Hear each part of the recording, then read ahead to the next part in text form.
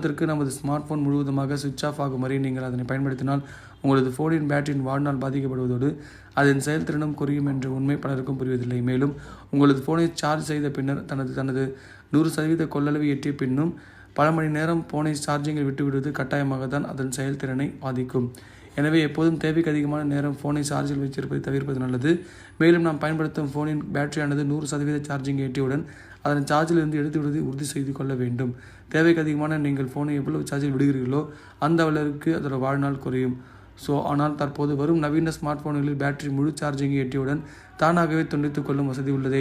இதனால் பிரச்சனை ஏற்படுது என நீங்கள் நினைக்கலாம். ஆனால் என்னதான் டிஜிட்டல் முறையில் நீங்கள் போனை சார்ஜில் இருந்து துண்டித்தாலும் நேரடியாக சார்ஜர் இணைப்பதை துண்டிப்பதுதான் எப்போதும் முழுமையான மற்றும் பாதுகாப்பான வழிமுறையாகும். எனவே இரவு முழுதும் போனை சார்ஜ் செய்வதை முடிந்த அளவுக்கு தவிர்க்கவும்.